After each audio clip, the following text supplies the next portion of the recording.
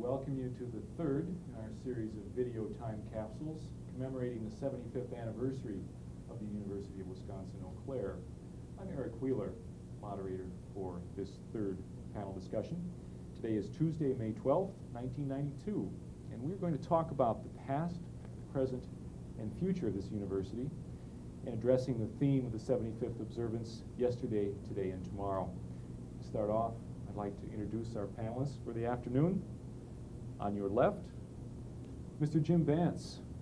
Jim is the director of the American Ethnic Coordinating Office, and as such, coordinates the Education Opportunities Office as well. Jim is director of Minority Recruitment and serves as assistant to the director of the Educational Opportunities Programs. Jim has also been serving as the Minority and Disadvantaged Student Coordinator for the entire UW system, representing Eau Claire.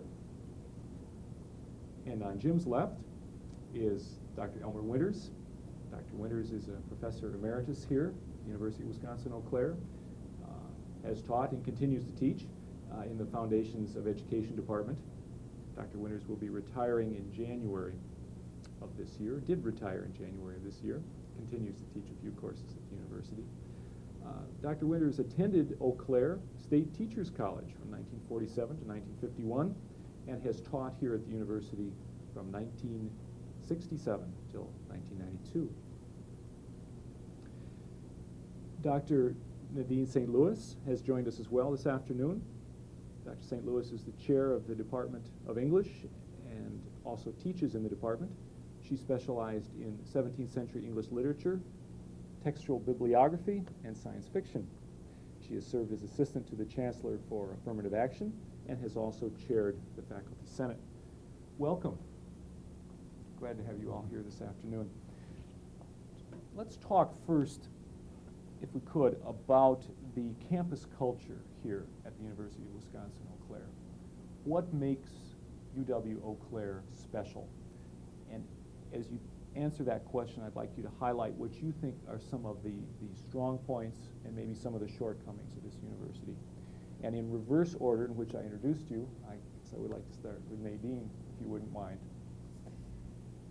Well, I've been thinking a lot about this because characterizing a campus culture is hard business with such a varied group of students. And I think the thing that strikes me the most is that we are a cohesive culture. I think that's one of our very strong points. I think we are mutually supportive, and I think we're a basically stable group of people. I think that's also one of our weaknesses, that we are so stable that we're in danger of being static at any given time. We are not a culturally diverse population for the most part. And I think we probably don't have enough mavericks around to stir the waters. I hope we can do more about that in the future. I hope we can expand from there. Very good. Dr. Winters. Well, I think I'm inclined to agree, at least in part, with what Nadine has said. I would describe us as a homogeneous, a relatively conservative campus culture. I think we are set aside, or set apart at least, from some of our sister institutions by the fact that historically we are the youngest of the institutions, and I think that that's been a challenge to us in that we always had to be just a little bit better if we were going to compete. I think that our strength has been largely in the work ethic that is apparent here. It's a good Midwestern work ethic. It's both individual and collective. I think the institution has responded to the challenge. I agree that with Nadine in the sense that we are relatively homogeneous, have made very little changes in that composition of that student body since I first came here on campus in the 1940s.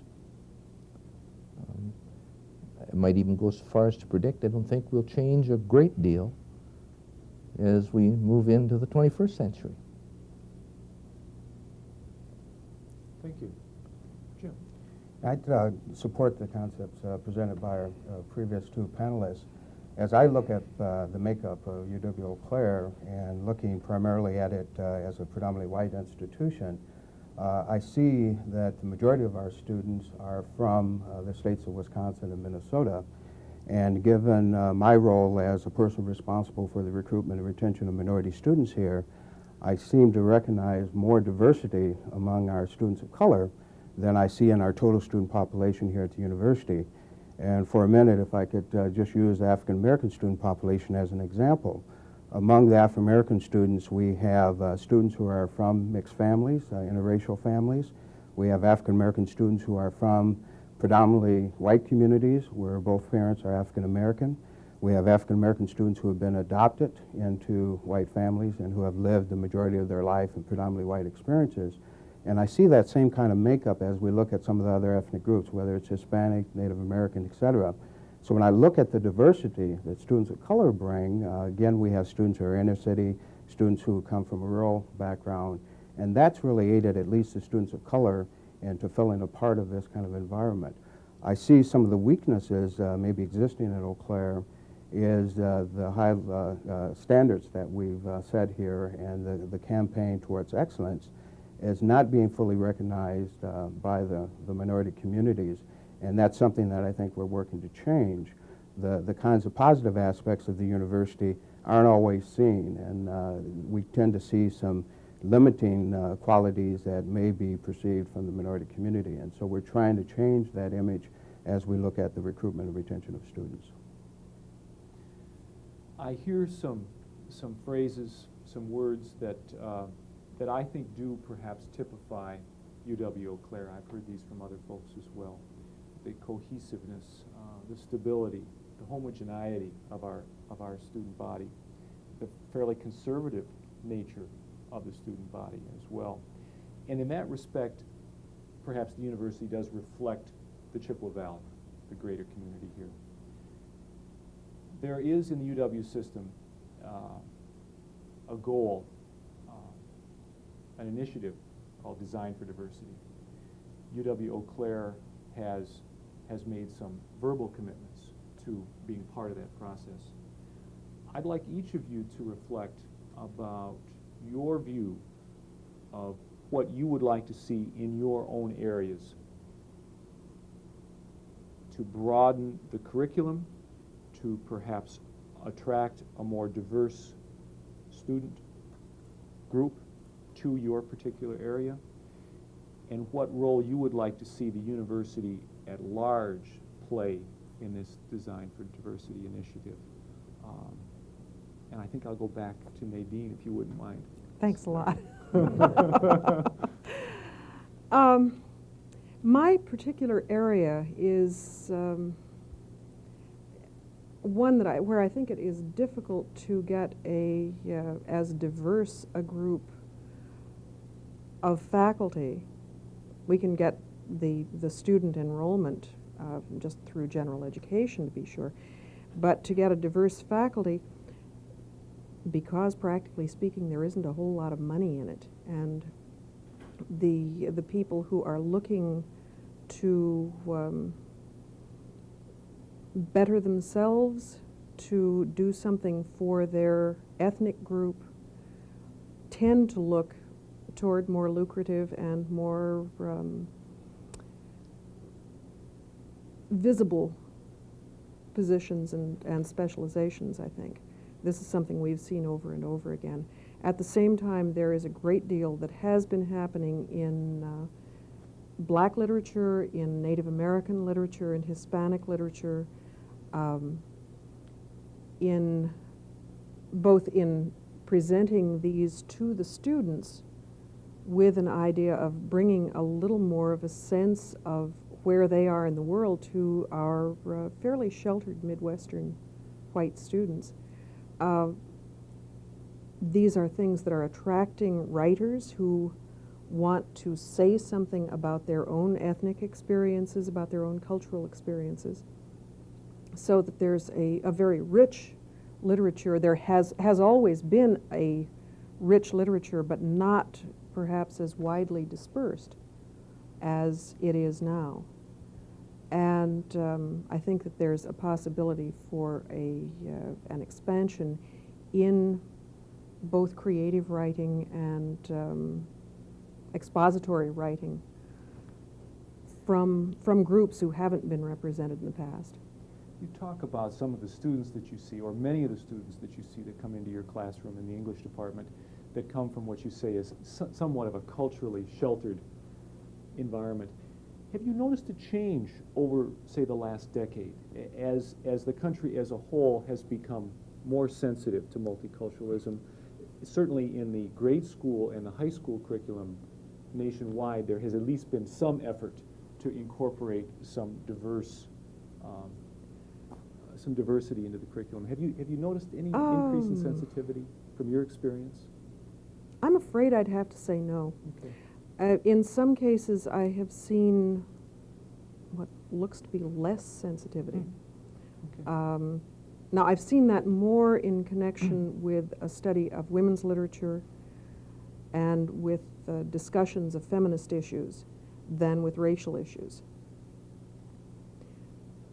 But I've seen some fairly obstinate resistance to just to faculty members who bring this sort of thing into the classroom, and students who say, "Why do we have to learn that?" Whether it's a reaction to something that's been presented to them earlier that they feel they've been pounded over the head with, whether it's reaction to a teacher in high school that they hated or whatever it might be, or whether there is something cultural there, I'm not sure. But it's a little scary. Any comments? Go ahead. I think it's particularly crucial in my area of teacher preparation, because although for years we've taken a great deal of pride in the product that we produced as a teacher, we were basically, I think, producing teachers for the same kind of an environment from which our students came. And that was white, small town, rural. And that's not the world as we live in it now in 1992.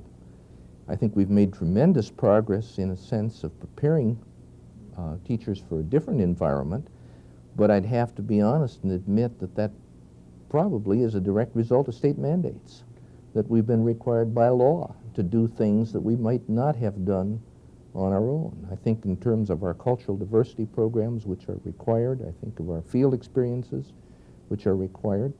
I do think that because of technology, the media in particular today, our students are much better informed about those issues.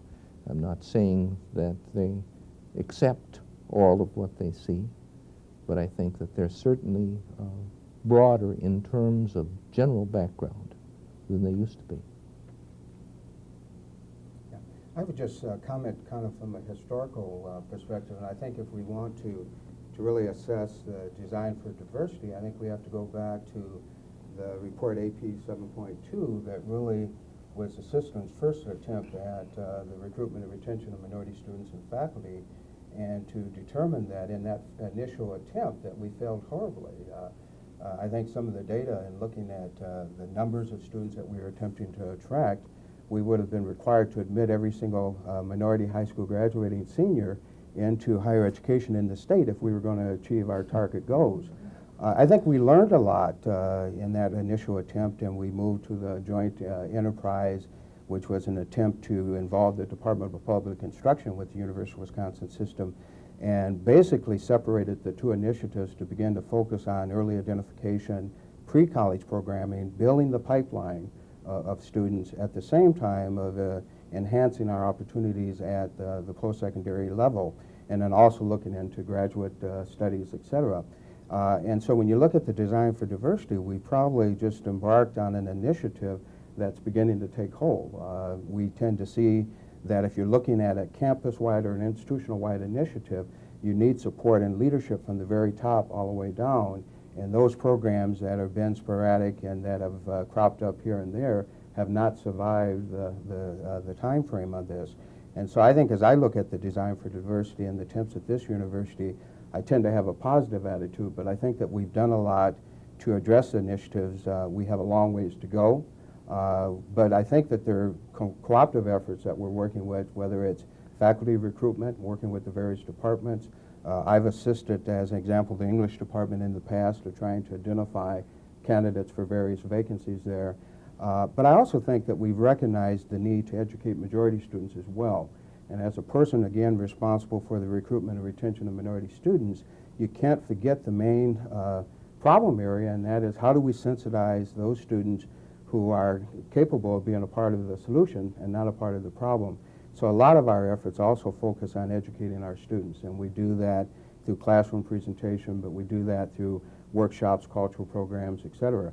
Eau Claire, again, may be the youngest institution within the system, but when I compare our initiatives to other schools in the system, we have a lot better track record in working with diversity populations and what I would label doing the right thing. Good comments. Go ahead. Going back to, I'm coming from two different directions here as I'm listening to Jim, because I think we have made some progress, certainly in educating the students from the days when any black student walking through Schofield Hall, for example, would find 4 or 5 white students who had never seen a black person before and would turn around and sort of stare open-mouthed. But then I turn around and talk to a Japanese student who says, somebody just came up to me the other day and asked if we have televisions in Japan. And I wonder how far we've come. But, you know, there's something else that I've been talking about literature, something else that concerns me because I think it is tied in with this, and that is a decline in the consciousness about language and the power that language has.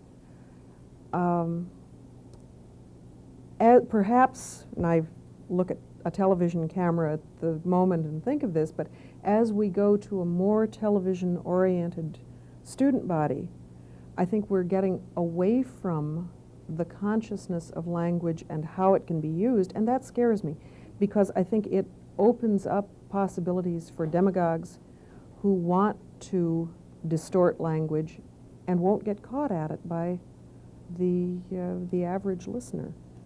I think that's an area that we really have to do more with as educators as we go along, not just in the English department, but across the board.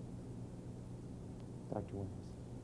I suspect Nadine's on something here, that we are a visual generation, our students are a visual generation.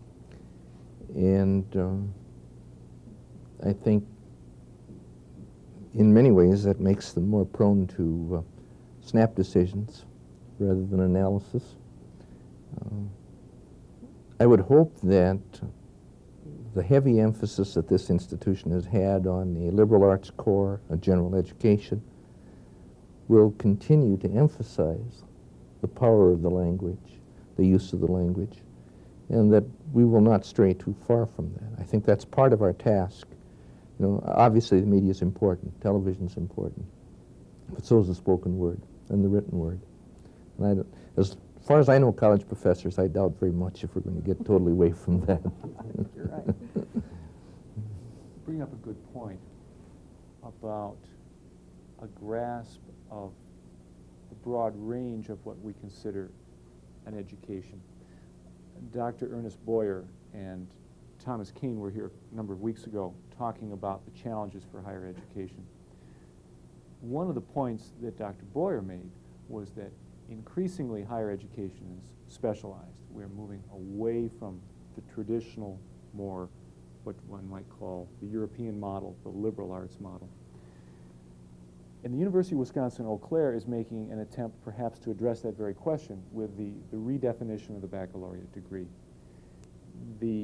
My sense is that there is an attempt to provide for a given student who attends 4 years here at the university, whether they're in the department, the School of Nursing, I should say, or the School of Business, or the School of Education, or in the liberal arts, that they would be exposed to the important ideas, the important concepts, the essential knowledge of a variety of disciplines.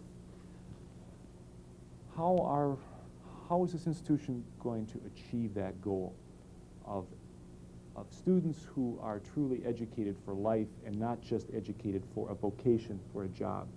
Students who perhaps would have a grasp of education as a process and not a product. At the same time, balancing the very real vocational financial needs in the 20th century, in the 21st century. I guess the question is, and I'll throw this out to you, first of all, do you agree with the general goals of the redefinition of the baccalaureate degree, bringing in a more generalized curriculum, requiring perhaps a more generalized, multidisciplinary, multi-departmental curriculum? And if so, how would you, as a professor, staff person here, work to that end? And I'm just going to throw that out to you. See who would like to grab it, perhaps, or I'm on the commission. throw it We've been back. trying to figure it out Well, for months there you've now. done it. Now I'm going to focus on No, you. I'm listening at this Ah, point, you see. Maybe let me just Go ahead. jump in Sure. in reference to early awareness or pre-college. You know, part of the concern is that if we're targeting our initiatives at incoming freshman students, that's almost too late to begin to talk about the importance of learning as kind of a lifelong goal. It is not something that comes to an end at the end of 4 years, and we already know that we're talking basically for a lot of students 5 to maybe 6 years before they can complete their undergraduate degree. So from the pre-college standpoint, we're really working hard at with students to get them to understand the importance of long-term planning, and to assist in particular students of color with the importance of setting short-range, medium-range, and long-range goals. The importance of their being able to deal with the leadership concept into their lifelong learning track. But again, we're finding that we're losing a lot of students of color in 4th and 5th grade. So if we don't start at that early age, we won't have a pipeline of students to be concerned about when they get to the college level. But again, it's the importance of every aspect of their learning environment and identifying ways in which that environment can be brought not only into the homes. We've always had strong support systems, whether it's been the PTA or the parents' contact or involvement within our system. And we're losing a lot of that in the inner city area. And if students don't get it in this pre-college experience, they definitely will not bring it to the post-secondary experiences with them. Jim, if I could just follow up, and I want to give everyone an opportunity to pursue this, but I'm thinking particularly of minority students and their experience here at UW-Eau Claire. Let me throw this out. Do you think that those students in some ways perhaps are better prepared for the world of work, the world out there, particularly in the Midwest, because they have had to deal with themselves personally and themselves professionally in a predominantly white environment?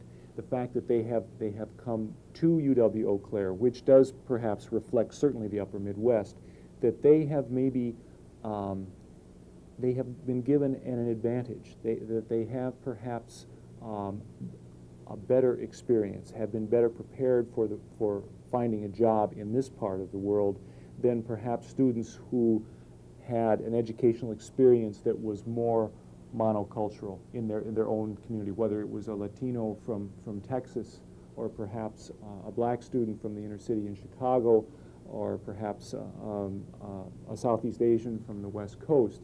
That students who come here, minority students who come here, really have had the challenges of being a very small minority, perhaps have maybe hardened themselves to that reality, and in that respect are better prepared. It's a very difficult question, because I think right now one of the major stumbling blocks for the University of Wisconsin system in its recruitment and retention initiatives is the fact that predominantly minority-based schools are having a tremendous impact on recruiting students, and if we look at predominantly black colleges in particular. The reason I guess the question is difficult is that I've spent most of my life in predominantly white settings. I've worked at 2 predominantly white institutions, and I see a need for both. Even when we look at the national research, predominantly black institutions still prepare the majority of people who go on for their PhDs. They tend to graduate higher percentages of students. They tend to place a higher percentage of students into the professional setting, and those students have done exceptionally well. One of the differences is that if you're at a predominantly black institution as an African-American person, there's a lot that you don't have to come in contact or deal with. At a predominantly white institution, you're always battling that factor of acceptance. But again, I feel that we need both. We have students who function better in this kind of environment, but when you look at the real world and you look at the kinds of career options that people have, I'm more comfortable in making certain that you're flexible and capable of being mobile enough to move to where the jobs are. And so I have put my entire career behind supporting the opportunities for predominantly white education and the kinds of support systems that are currently in place. If you want to look at maybe the failure of predominantly white institutions, you also have to accept the fact that we haven't been in the business very long. When you look at the heavy recruiting, you're talking of the late 60s, early 70s when the first major recruitment initiatives were put in place. So we haven't had the same track record as predominantly minority-based schools in the recruitment and retention and graduation of students.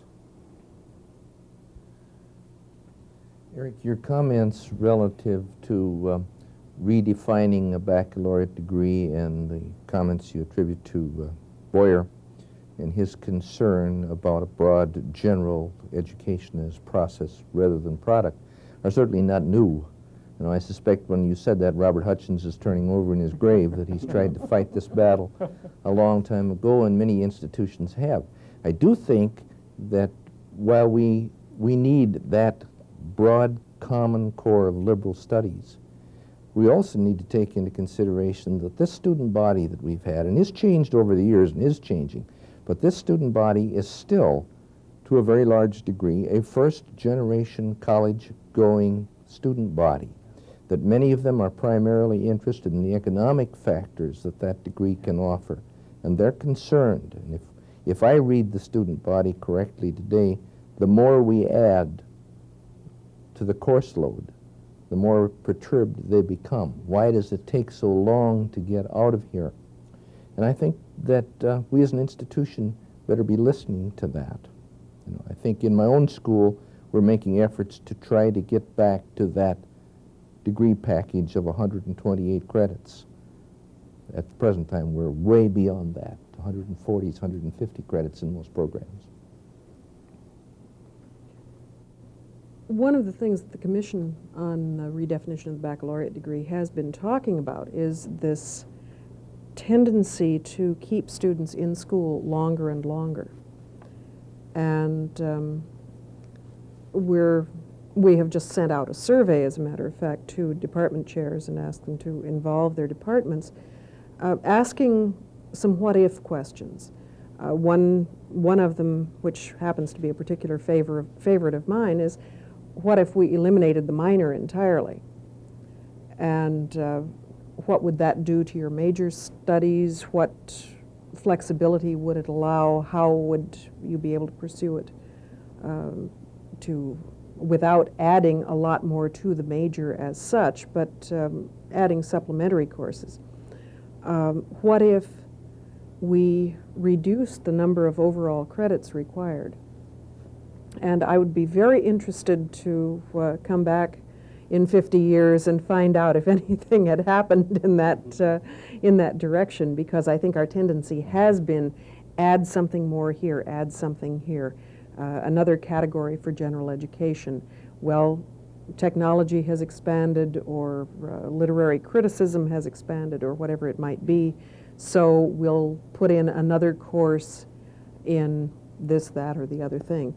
I think that if we're going to get the curriculum under control so that the students can get through in 4 years, there's a whole lot that we're going to have to cut out, or that we're going to have to rewrite our courses and condense a lot more, because so much is being added every day. And certainly in the technical fields and the scientific fields, the changes that are taking place from 1 week to the next are putting a tremendous pressure on the curriculum. I would just, maybe even follow up to say that I'm not certain how much assessment we've done of the preparation of students as they're coming from the secondary, programs. And I don't know the relationship of what we feel that they need here is based on what we feel they're being prepared for as they leave their high school programs. And I just think that we need, better content and to be better informed. I know as an example, I've been looking at students in the field of business administration, and one of the magnet high schools in Milwaukee has a focus on business administration. And as we've compared the prerequisites for freshman level courses here at the university, we found that there's some tremendous gaps existing in what students have in high school compared to what we feel they need in the college. And I'm not certain if we've figured out a way where we can communicate that to high school personnel, the Department of Public Instruction as an example, to make certain that those gaps don't exist. And as you look at how we redefine our recruitment, and I should say criterion for admission, that becomes even more important. And so again, I think we've added a lot to the curriculum based on what we think the needs are, but I don't know if we've done some long-term planning on that. Talking about 75 years of excellence, the reason we're here is as part of the celebration of 75 years of higher education at UW-Eau Claire, which has, in great measure, built its reputation as a teacher college, as a university that prepares teachers for their chosen profession. Will that change? Will there be a different emphasis, a de-emphasis perhaps? I do know that teacher education has come under fire in recent years. When Thomas Keene was here a number of weeks ago, he made some very critical comments about education courses as such. Will the School of Education continue to be one of the pillars of this institution 50 years from now? And I should probably, yeah. I probably need to respond to that, and I need to bring you up short, I think, first on Okay. one of your comments, that while this has always been a predominantly teacher preparation institution, at least through the middle 1950s, the fact of the matter is that statistics will tell you that a good many of the people who went here used this institution as a stepping stone to further education or to professional careers. A lot of people from the earliest days of this institution got their first 2 years of what we would classify today as general education at this institution. I think that we have had a very, very successful teacher preparation program here. We perhaps have followed a variety of emphases at different time periods, but the quality of the candidate we've attracted to the programs has always been good. I've been connected with this institution 5 out of the 7 decades that it's been in existence, so I think I can speak from experience that we have attempted, and I think succeeded quite well, of ensuring that the faculty who would be working in the teacher preparation programs would have had experience in public schools. I did a short article the other day, which unfortunately did not get published, to show that in the 25 years that we have been awarding an Excellence in Teaching award at this institution for faculty members, that half of those have gone to faculty members from the School of Education, or to people who have had joint appointments with the School of Education, or in 2 instances, graduates of our School of Education program. So I don't know if I agree with you that teacher education has come under fire, rather severe indictments. I don't know if that's necessarily the fault of the program. It may well be that the demands are just so great that no institution could prepare the kind of an individual for all of these circumstances. One of my colleagues used to say, and I think it's still apropos today, we're still looking at the Midwest as a primary focus of where people are going to be placed. Most of them see themselves as small town, rural areas, small city areas, rather than major urban areas. A gentleman who used to run the placement office here, I'm sure many of you are familiar with, Dr. Wayne Putman, used to ask the rhetorical question, how many French teachers can you place in Bruce, Wisconsin? There aren't that many. We know that we're going to have to prepare people for the real world of the 1990s and the 21st century. That real world will probably be primarily urban, with large minority populations. It's going to demand some changes, obviously. But I would still argue that the common core of preparation is that basic core of liberal studies that every truly, genuinely cultured person ought to have, regardless of where or when. And I think that's a major strength of this institution, because any of the people who come out of the professional schools are coming out with that good, solid liberal arts core as well. That means that they're not going to be so tightly focused on a specialty from the very first year that they step in here. Jim, I have to ask you, what do you think when you're talking to prospective freshmen about Eau Claire, black students, Latino students, how do you sell, in quotes, Eau Claire? What do you emphasize as an attraction to coming to the Chippewa Valley? Okay. I guess maybe the best way to answer that question initially would be to review kind of a study that I did when I first arrived. And I took a look at the first year I was here, that there were 190-something minority students that were enrolled on campus. And then taking a look at the backgrounds and the communities in which those students came from, very few of them were from large minority-based type communities. Okay.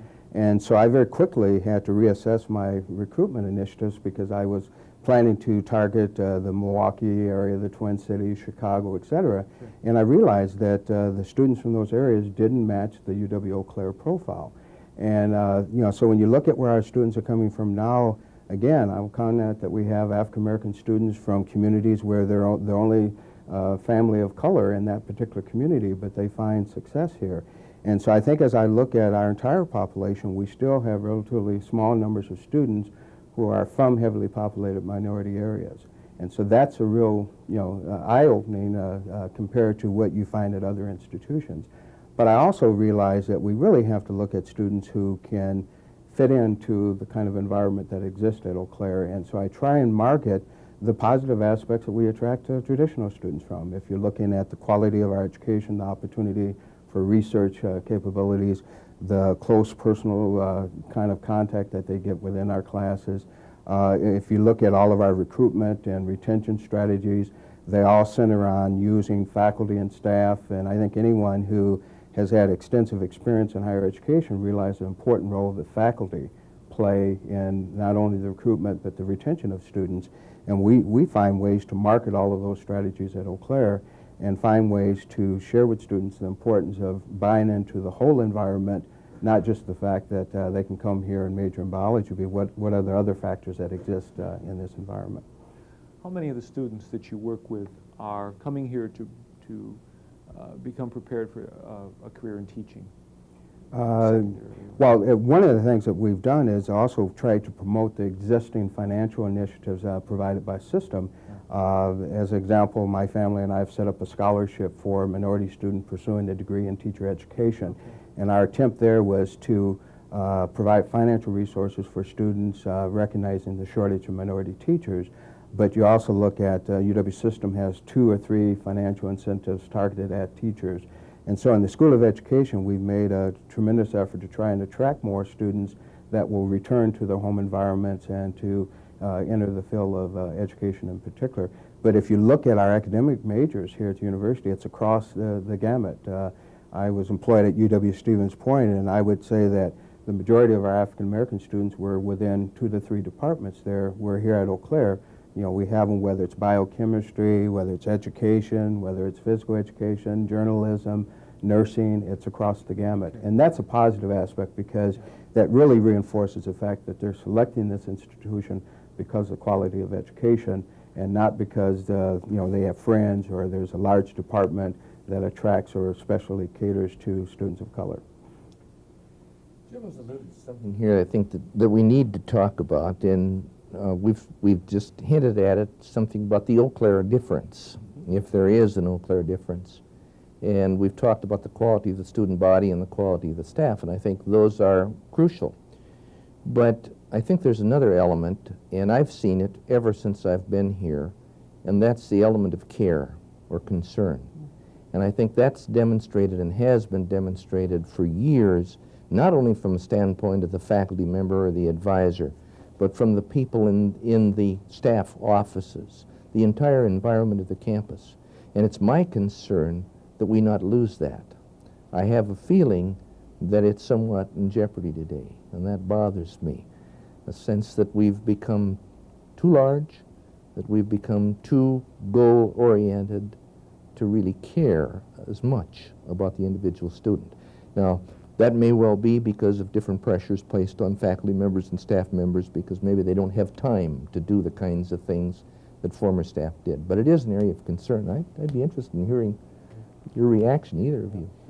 No, go ahead. I'd like to just, comment, because I have, I think, a classic example. I just had, a couple weeks ago, an opportunity to meet a African-American alumni of Eau Claire who graduated from here in, I think, 1972.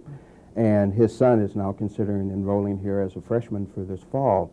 But the interesting thing is that this gentleman was contacted through Jesse Jackson, who was a major speaker on this campus at the time, and a faculty member here was so impressed by his presentation, contacted him directly to identify some students in the Chicago area that would be interested in enrolling here at Eau Claire.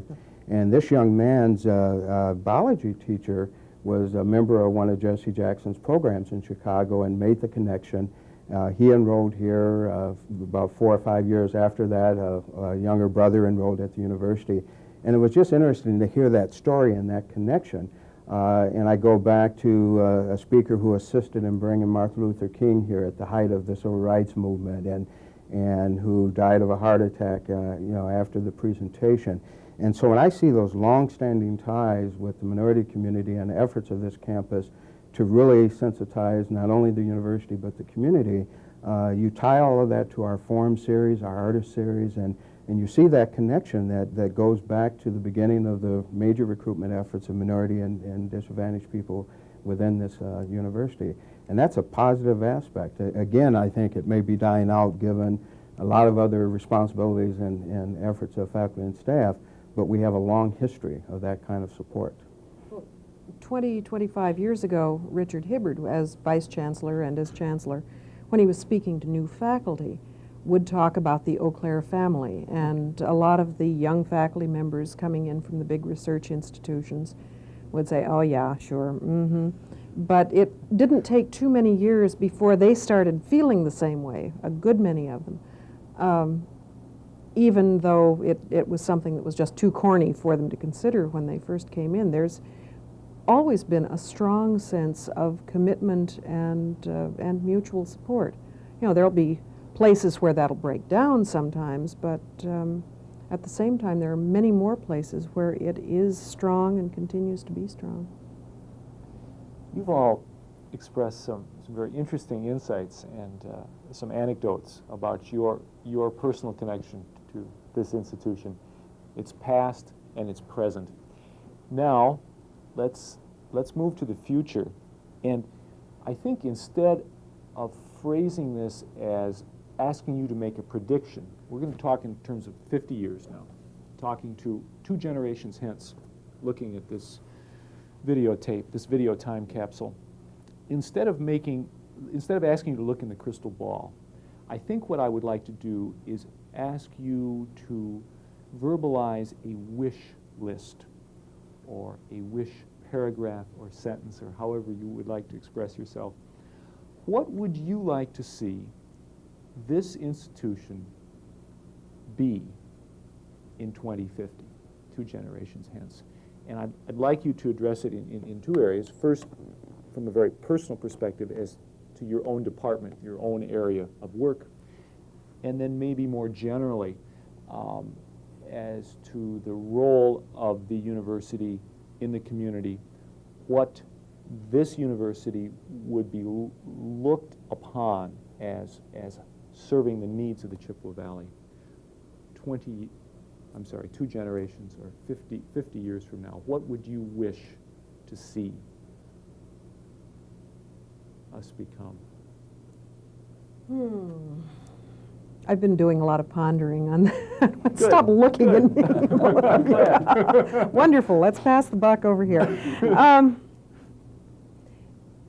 My comments in general come out sounding like cliches, but one would be, I would hope that the people of 2050 would remember to look beyond themselves. I think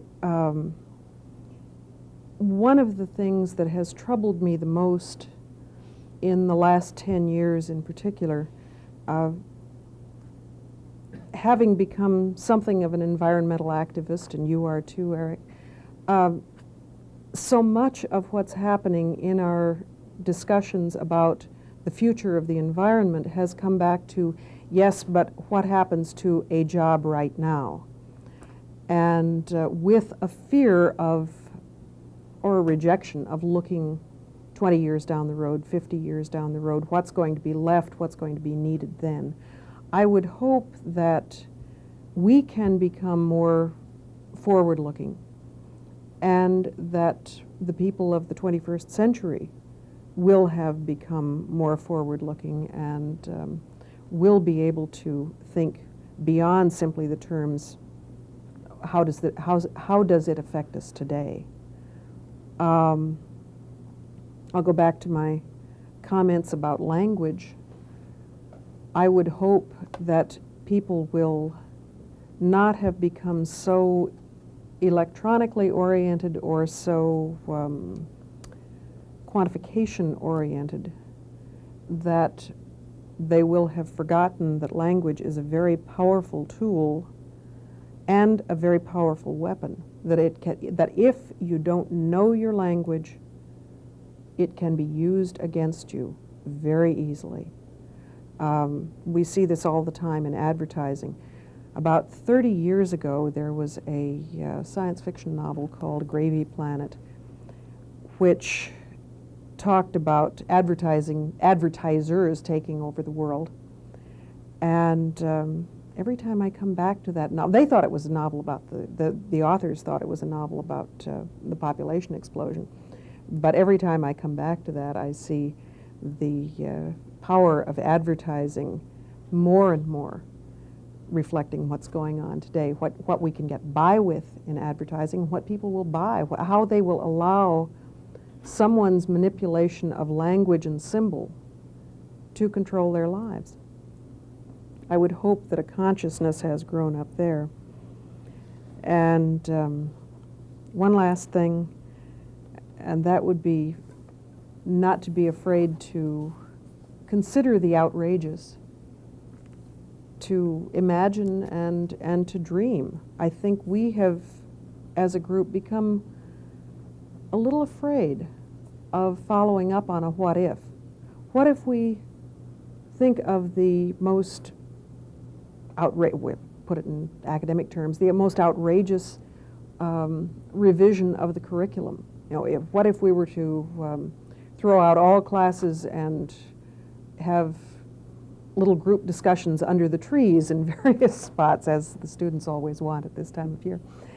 Okay, maybe that isn't practical, but what is there about it that's so attractive, and how could we adapt some of those desirable features to what is practical? It seems to me that we're becoming too afraid to think of the outrageous, and I think it's important that we do. I have real difficulty trying to predict because I'm not a particularly imaginative person. As I look ahead, one of the things that concerns me a whole lot is where Mini Creek's going to be located 50 years from now, because I've seen it moved at least twice since I've been connected with the institution. Nadine raises an interesting point about daring to dream. I would hope we might still have a residential campus, but I'm not at all sure that we will. Okay. I think technology may well enable us not to have a student body present, at least most of the time. We might call them together, and sometimes we might allow them to learn from home. We might allow a great deal more international learning through command of technology than we have now. I think we even begin to predict what's going to happen in the next 50 years. You're looking at a person that goes back to horse and buggy days and trying to live in an age of nuclear energy. And it's mind-boggling for me now, and I can't begin to think what it might be 50 years from now.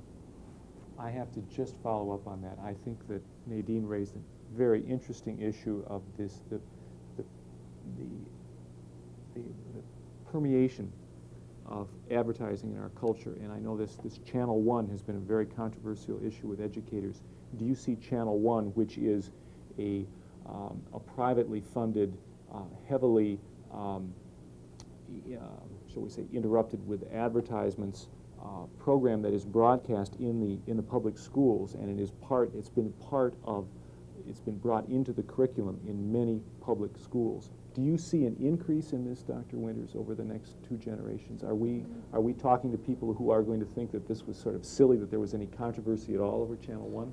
I suspect we may have to turn to private subsidization of a lot of things in education, but I'm not overly concerned about it unless it becomes much more subtle than it is now. Okay. As Ernest Boyer and others would tell you, the typical environment of a secondary school today is permeated by colossal apathy.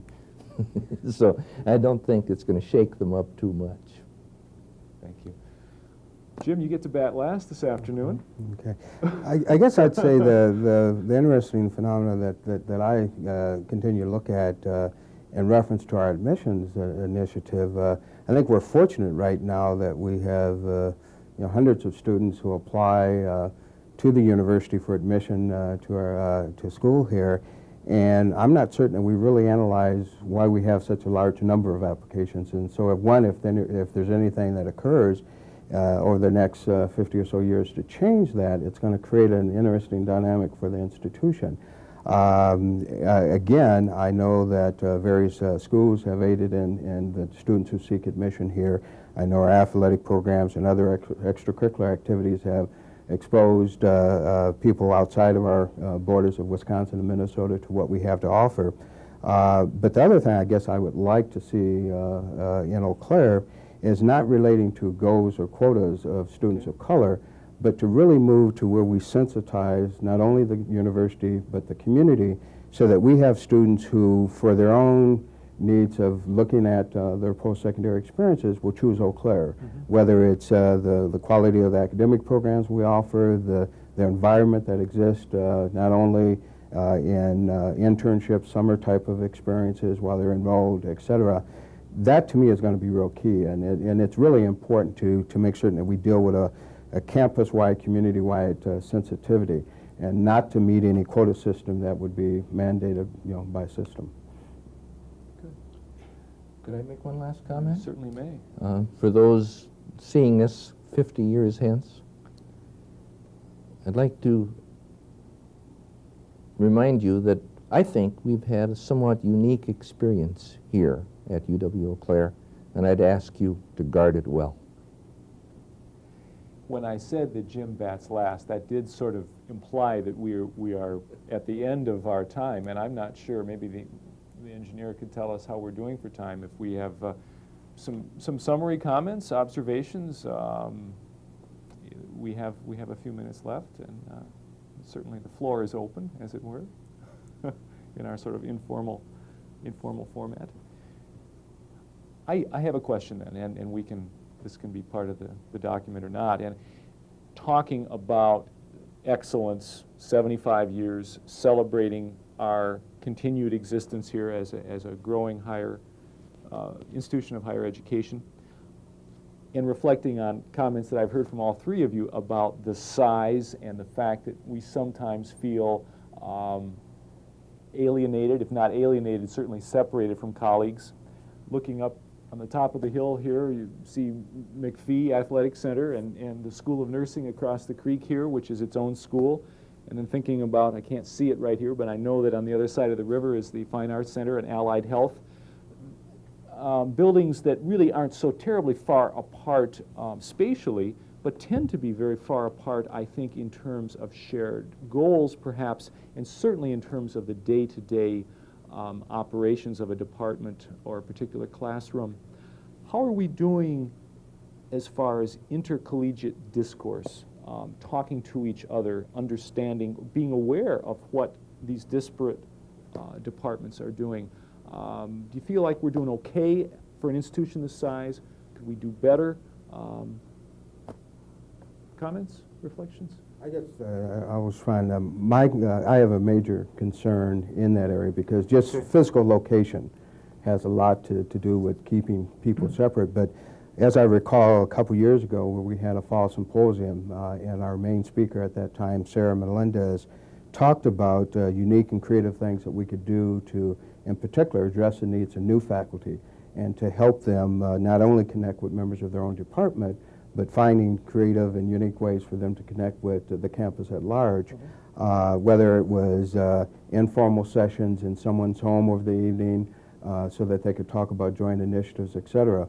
I'm embarking on an initiative this fall that I hope will at least bring a variety of faculty together. We've identified several books that we're going to attempt to read from various ethnic groups, and we want to try and read those over the summer and then come together with small workshops in the fall and include not only faculty and staff but students to just kind of get a sense. And one of our African-American professors here has written a book and currently dealing with the black male, and we're looking at that as an example to explore ways in which we can learn as an institution about the black male and possibly being an endangered species, and then also having that individual to address a larger forum sometime during Black History Month.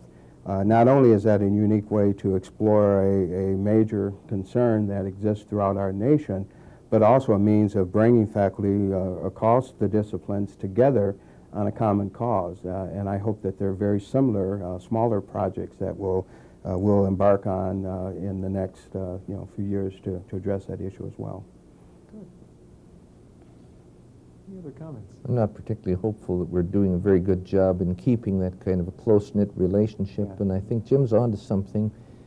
I could see us working together. I'd like to say some interdisciplinary research in education, for example, with education personnel, plus economists, plus political scientists, plus sociologists working together as a team, perhaps producing an introductory course. That might very well become part of the redefinition of the baccalaureate degree. Certainly that's something that we have been looking at. I would personally like to see more happening in multidisciplinary courses. And of course, anytime you start talking team teaching, someone says, oh, well, that's very expensive. Yes, it is. But I think there are ways to do it because, yes, I remember almost 25 years ago now when I came here, I knew probably 2/3 of the faculty. And now I know 2/3 of the ones who are still left from that era, perhaps. But just the other day, in walking across the river, as a matter of fact, I met 2 members of the faculty, one from music and one from art, whom I had never met before. I'd heard their names, and they've been around for several years, but I hadn't met them before. I think that one of the ways that we have managed to maintain some ties and create some ties has been through university governance. I know that is where I meet more people now, where it used to be that there were 2 or 3 departments on the same floor, or I was running into people in the elevator and getting acquainted with them that way. I find that I'm meeting them more through committee work. And I think the strong base that we have traditionally had in university governance is one to be protected not only for what it does for the governance of the university, but also for maintaining the ties among the faculty. I think a good way to conclude our discussion. This is the 3rd in a series of video time capsules. I've been speaking with Jim Vance, Elmer Winters, and Nadine St. Louis. Thank you all for your contributions this afternoon. Thank you. I'm Eric Wheeler, host for this afternoon's program. Concluding. Thank you.